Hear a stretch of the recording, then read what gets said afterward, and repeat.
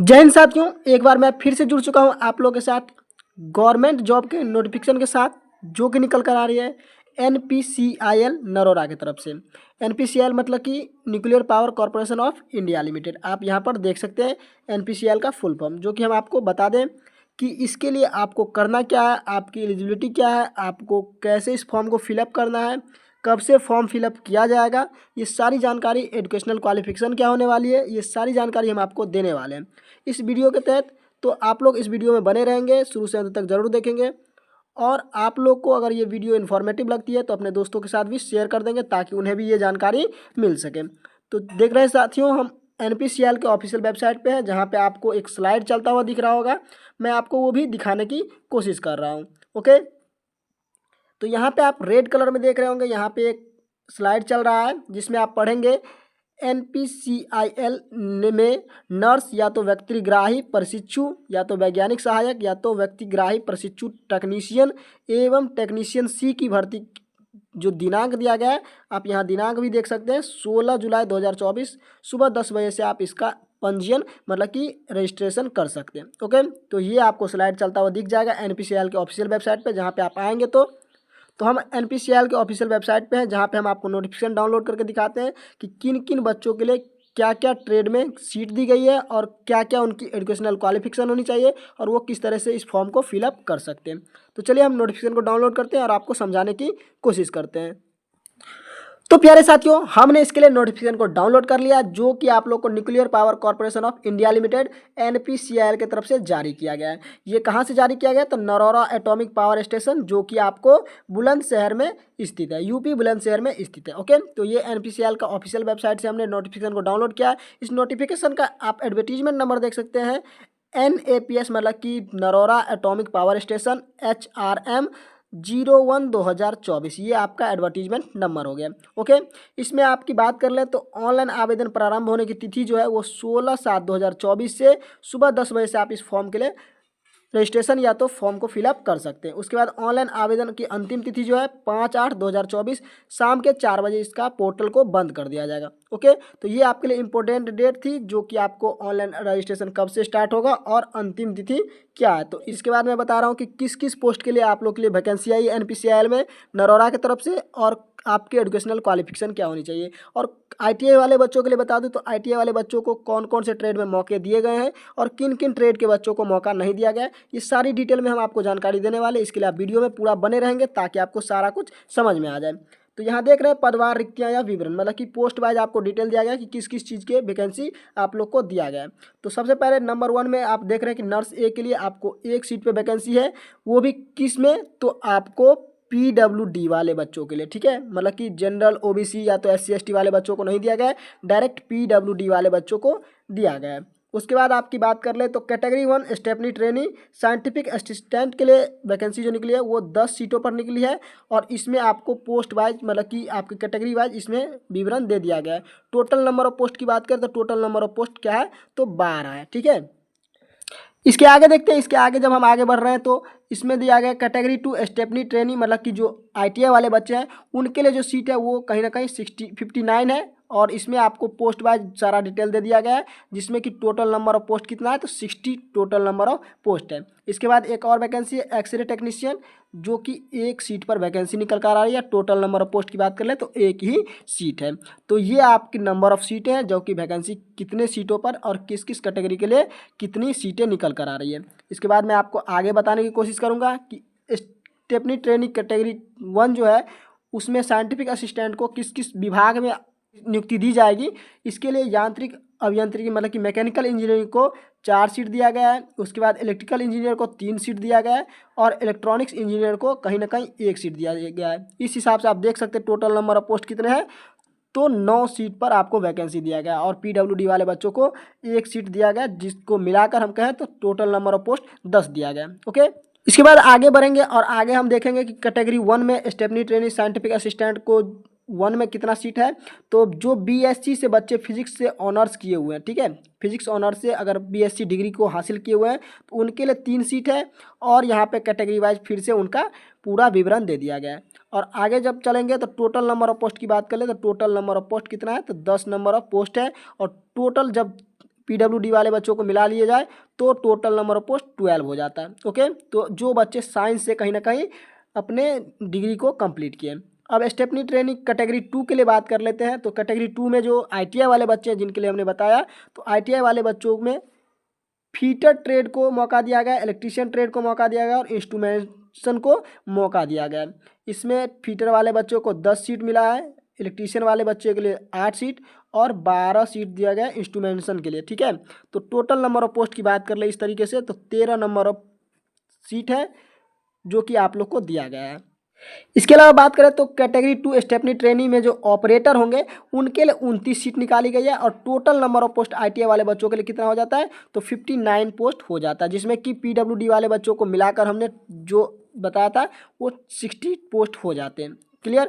इसके बाद आगे बढ़ेंगे, जब आगे चलते हैं तो आगे आप लोग को समझाने की कोशिश करेंगे कि जो बच्चे क्या है कि फिजिकल हैंडीकैप में आते हैं उनके लिए डिसेबिलिटी जो है उनके लिए क्या क्या बातें इसमें कही गई है। ठीक है, तो नर्स ए के लिए यहाँ पे आपको बताई गई है, बाकी सभी स्टेपनी ट्रेनिंग के लिए, इलेक्ट्रिकल इंजीनियर, मैकेनिकल इंजीनियर, सभी के लिए जो डिटेल है वो यहाँ पे बताई गई। बहुत लंबी नोटिफिकेशन है तो ये सब आप पढ़ लेंगे, हम आपको टेलीग्राम चैनल पर दे देंगे ताकि आपको पढ़ने में आसानी हो। और आप जब भी फॉर्म को फिलअप करें तो सबसे पहले बाय हिमसेल्फ आप एक बार नोटिफिकेशन को ज़रूर पढ़ लें ताकि आपको सारी बातें समझ में आ जाए, उसके बाद ही आप फॉर्म को फिलअप करें। क्योंकि हम लोग बताएंगे तो आपको कुछ ऐसी बातें होंगी जो जानकारी ना हो पाए, लेकिन आप खुद से अगर नोटिफिकेशन को रीड करते हैं तो आपको सारी जानकारी मिल जाता है। ठीक है, उसके बाद आप देख सकते हैं कैटेगरी ट्रेनिंग स्टेपनरी 2 में 1 में मैकेनिकल वाले बच्चों को बैकलॉग में 1 वैकेंसी दी गई है, उसके बाद नर्स में 1 वैकेंसी दी गई है और कैटेगरी 1 में जो इलेक्ट्रॉनिक्स वाले बच्चे हैं उनको भी 1 वैकेंसी बैकलॉग वाले में दिया गया है। तो बैकलॉग में भी वैकेंसी दी गई है,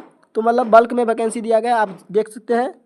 इसके अलावा कुछ अन्य बैकलॉग वैकेंसी भी है जो कि आप यहाँ पर देख सकते हैं, आपको नोटिफिकेशन हम दे देंगे, आप इसके जरिए जानकारी ले सकते हैं। अब हम क्वालिफिकेशन की बात करेंगे, बाकी चीज़ें जो भी दी गई है इसमें नोटिफिकेशन में इसके बारे में बात करेंगे। तो चलिए आगे बढ़ते हैं।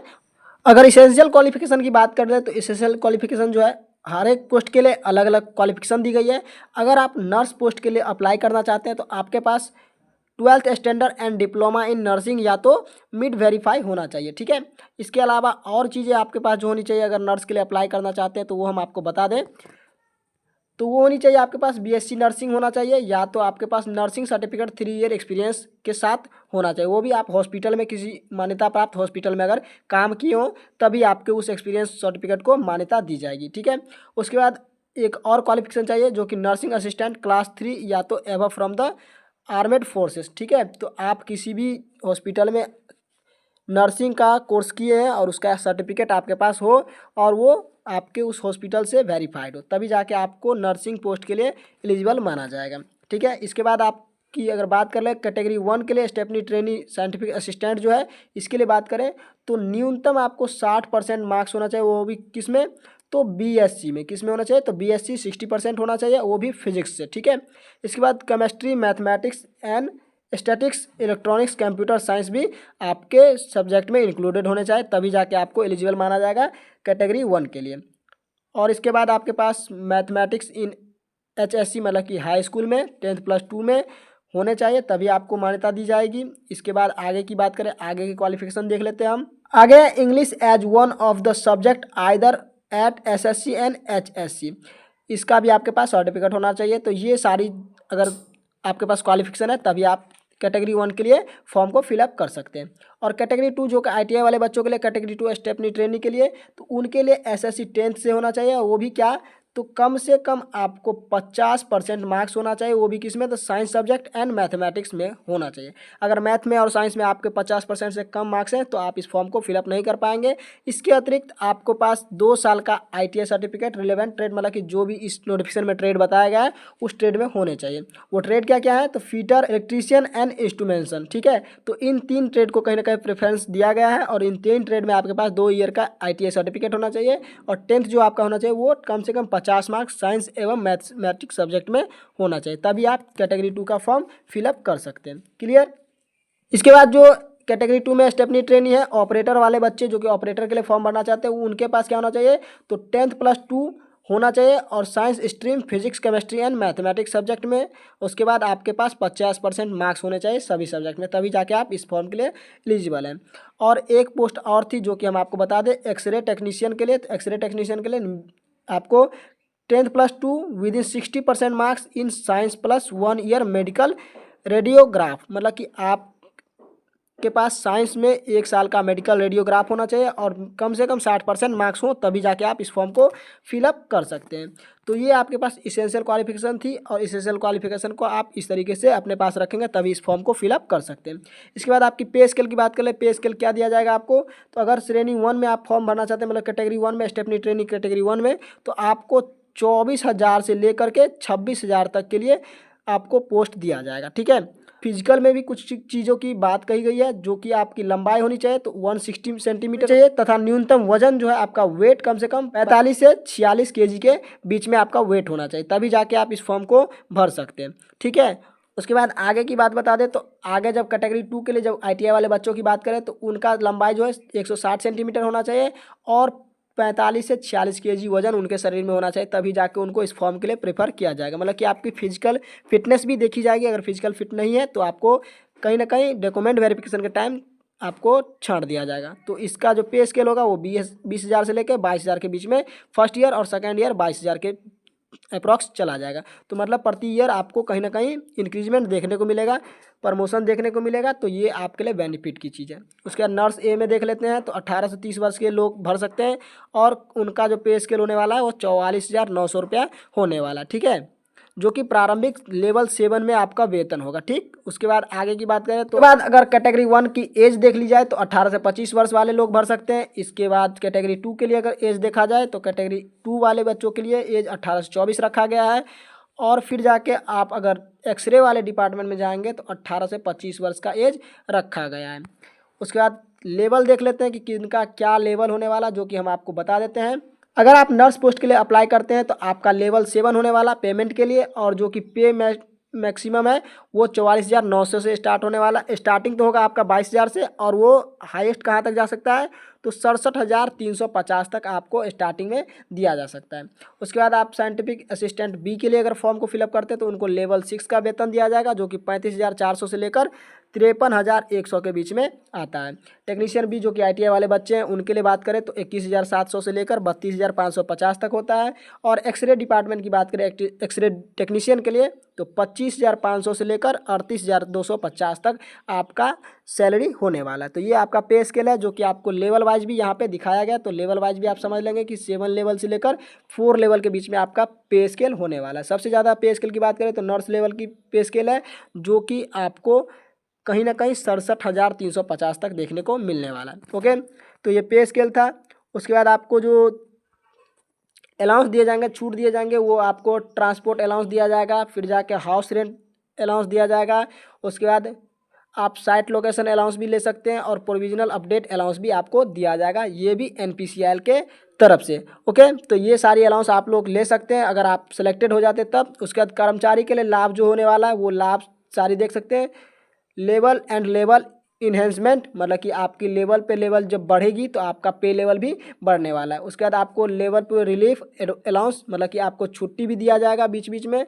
अगर आप सीनियर होते जाएंगे तो आपको अलग तरीके से छुट्टी का भी प्रावधान दिया गया। तो मतलब कि ये सारी डिटेल आपको यहाँ पे भर के दे दिया गया है, आप लोग पढ़ लेंगे ताकि आपको सारी चीज़ें समझ में आ जाए। उसके बाद आपकी एज रिलैक्सेशन की बात कर ले तो एज रिलैक्सेशन SC या तो STT वाले बच्चों को 5 वर्ष का, OBC वाले बच्चों को 3 वर्ष का, उसके बाद PWBD वाले बच्चों को 10 वर्ष का, और PWD वाले शेड्यूल कास्ट के जो बच्चे होंगे उन्हें 15 वर्ष का कहीं ना कहीं एज रिलैक्सेशन दिया गया। तो एज रिलैक्सेशन भी अच्छा खासा दे दिया गया, जिसमें आप अपने फॉर्म को फिलअप करेंगे। उसके बाद आपको कहाँ कहाँ पे कहाँ पे आपकी तैनाती होगी स्थान, तो आप जानते ही हैं कि नरोरा की तरफ से निकल कर आ रही है। तो Narora atomic power station NPCL में आपको कहीं ना कहीं नियुक्त किया जाना है। तो ये सारी चीज़ें हैं जो कि हम आपको बता दिए हैं। बहुत सारी लंबी नोटिफिकेशन है तो हम आपको सारी बातें नहीं बता पाएंगे, आपको नोटिफिकेशन अपने टेलीग्राम चैनल के जरिए दे देंगे। और आपका किस किस चीज़ में होना चाहिए क्वालिफिकेशन, ये सारी बातें हमने बता दी जो कि यहाँ पे आपको देखने को मिल रहा है। तो नोटिफिकेशन हम पूरा दे देंगे, आप उसको पढ़ लेंगे ताकि आपको सारी बातें समझ में आ जाए। इसके अलावा जो आपको जानकारी के लिए, मेरी तरफ से जानकारी के लिए एक बहुत ही ज़रूरी चीज़ है जो कि हम आपको बता दें कि जब आपको एग्ज़ाम लिया जाएगा तो एग्ज़ाम में क्या क्या पूछे जाएंगे। तो आप लोग का CBT एग्ज़ाम होने वाला है जो कि कंप्यूटर बेस्ड टेस्ट होने वाला है, और वो क्या होगा तो चॉइस ऑफ 4 आंसर, मतलब कि 4 ऑप्शन में से एक सही आंसर दिया जाएगा। ऑब्जेक्टिव टाइप क्वेश्चन होने वाला है जिसमें 1 घंटे का समय होगा, और क्वेश्चन की संख्या अगर बात करें तो वो 50 मल्टीपल क्वेश्चन होने वाले, ठीक है। जिसमें क्वेश्चन को डिस्ट्रीब्यूट जो किया गया है, तो आपको मैथमेटिक्स में 20 क्वेश्चन पूछे जाएंगे, विज्ञान में अगर साइंस की बात करें तो 20 क्वेश्चन पूछे जाएंगे, और जनरल अवेयरनेस से मतलब कि 10 क्वेश्चन पूछे जाएंगे। इस तरीके से हम कह सकते हैं कि आपको 50 क्वेश्चन पूछे जाएंगे, और इसके लिए कितना तो 1 आवर का टाइम दिया जाएगा, ठीक है। तो 50 क्वेश्चन को 1 घंटे में आपको सॉल्व करके अपना स्कोर बेहतर करना है। तो ये सारी जानकारी थी जो कि मैंने आपको बता दी। अब किन बच्चों को कितना लाना है जो कि उनका मेरिट लिस्ट में नाम आ जाए, तो सारी डिटेल यहाँ पे नीचे में दी गई है, आप इसको भी चेक कर लेंगे ताकि आपको सारी बातें समझ में आ जाए। तो आशा करते हैं कि ये सारी जानकारी आपको समझ में आई होगी। हमारे द्वारा बताया गया जो नोटिफिकेशन है वो आपको बेहतर समझ में आया होगा। तो हम आपको इसीलिए बता रहे थे ताकि आप इस कैटेगरी में अगर आते हैं, आपके पास ये एसेंशियल क्वालिफिकेशन है, तो आप इस फॉर्म को फिलअप करें और अभी के दौर में अपनी लाइफ को सिक्योर करें, ठीक है। तो आशा करते हैं आपको समझ में आया। हम मिलेंगे आपसे अच्छी नोटिफिकेशन के साथ अगले नोटिफिकेशन में, अगले वीडियो में। तब तक के लिए आप हमें इजाज़त दें। जय हिंद, जय भारत, वंदे मातरम।